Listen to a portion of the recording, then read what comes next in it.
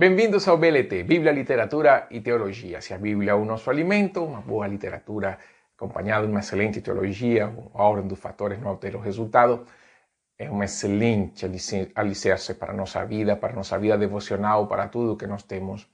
Eu quero hoje compartilhar com vocês um livro que é este daqui, um livro excelente, A História das Doutrinas Cristãs, de Louis Berkhof. Nós lembramos de Berkhof pela sua teologia sistemática, mas ele tem outros livros, ele escreveu outros. Um deles, História das Doutrinas Cristãs, é um livro pequeno, se comparado com sua teologia sistemática, que é bem grossa, mas está cheio de muita informação. A teologia sistemática de Berkhof, que eu tenho em espanhol, olha a grossura dele. É um livro antigo, foi dado de presente pela primeira igreja presbiteriana de Montes Claros, um dos seus membros foi meu aluno no Seminário Batista no norte de Minas.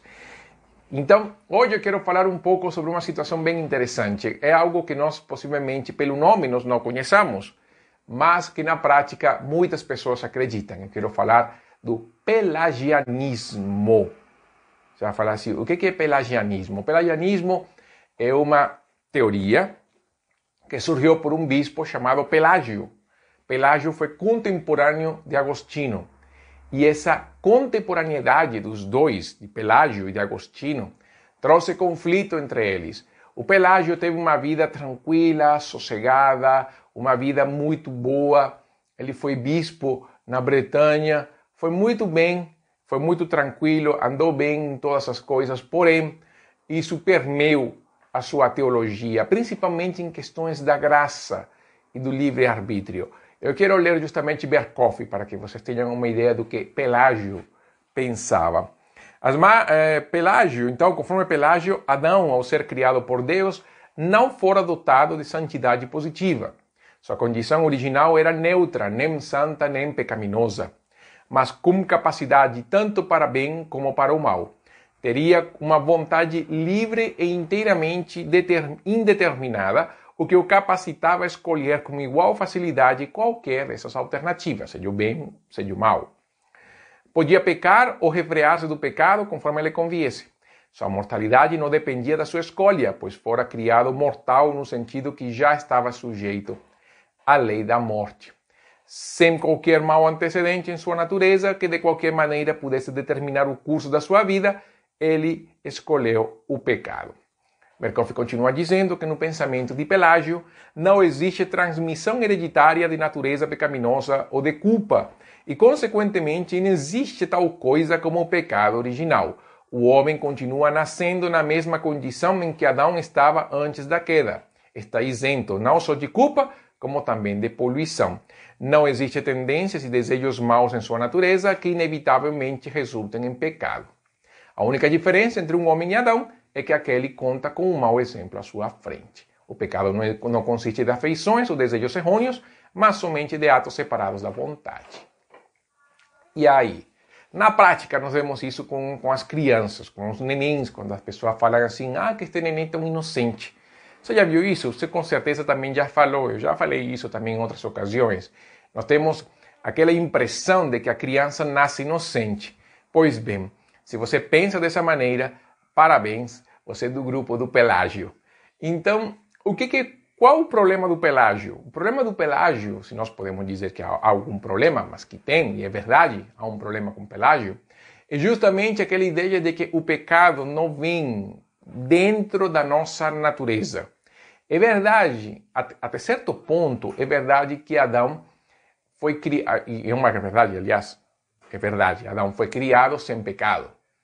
Mas Adão foi criado sim com uma santidade positiva. Ele tinha a opção de não pecar e ao mesmo tempo Adão não foi criado mortal. De fato, a advertência de Deus em Gênesis 2 era que o dia que comesse da árvore, esse dia morreria. Então Adão não foi criado mortal, Adão foi criado imortal. E outra coisa, quando nós vemos Romanos capítulo 5, nós vemos que o pecado, a natureza pecaminosa, o que é conhecido como pecado original, porque vem da nossa origem, da nossa essência, ele sim vem a todos nós. A Bíblia diz em Romanos capítulo 5 que o pecado nasceu em Adão e por Adão veio a todos os homens, porquanto todos pecaram.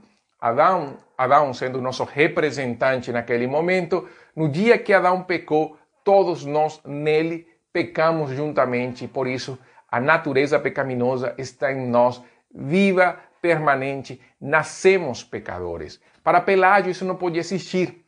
Por quê? Porque Pelágio teve uma vida muito tranquila. Pelágio não teve esses problemas. Nasceu num lar cristão.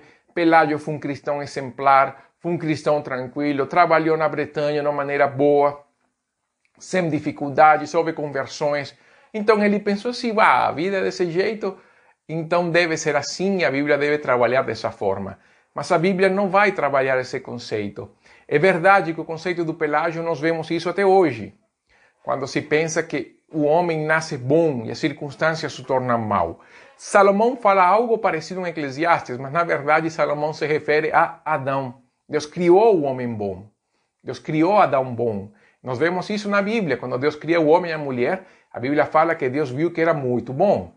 Mas quando Salomão fala que o homem buscou muitas perversidades, é justamente a ideia de que o homem se perdeu e a partir desse momento toda decisão é errada. Gênesis capítulo 6 vai trabalhar isso, de que o pensamento do homem é contínuo para o mal. Deus vai repetir isso depois do dilúvio. Nós vemos isso em Romanos capítulo 3, nós vemos isso em Jó, quando fala que o homem bebe iniquidade como água.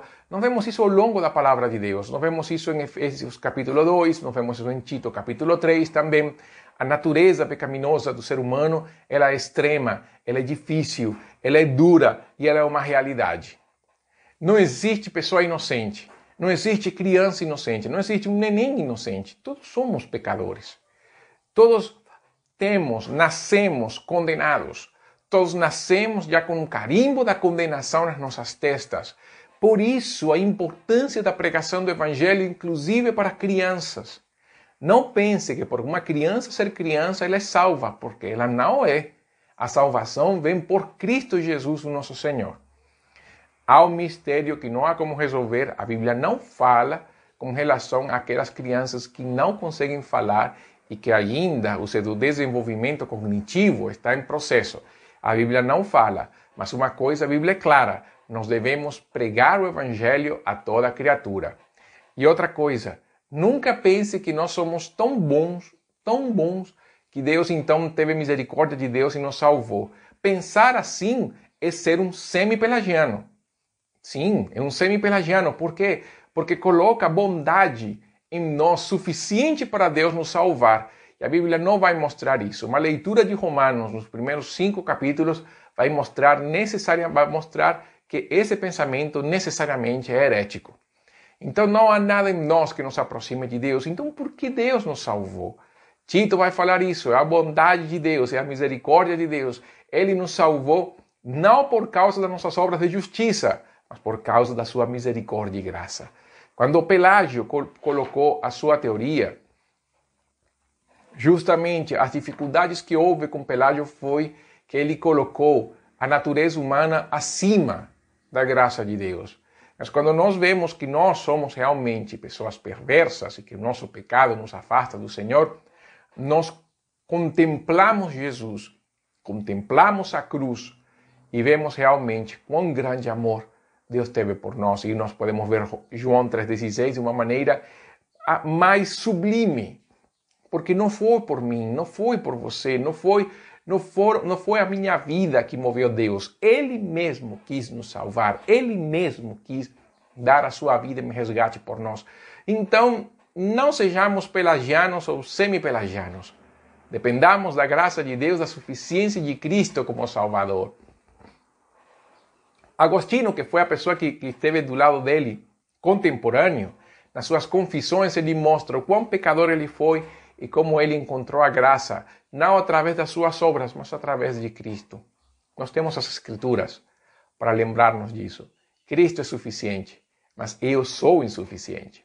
Então confie na graça de Deus. Dependa do Senhor, não se apoie nas suas obras, não nos apoiemos nisso, na nossa bondade, justiça, misericórdia e graça, porque na verdade tudo isso em nós não é verdade. Está contaminado pelo pecado. Dependa do Senhor sempre. Isso foi o BLT desta semana. Participe da nossa comunidade em YouTube, Facebook, Twitter e também nas plataformas de podcast de Spotify e Deezer. participe conosco aí, se inscreva aí, participe e coloque o sininho das suas atualizações. Que Deus abençoe. Este foi o BLT desta semana, Bíblia, Literatura e Teologia.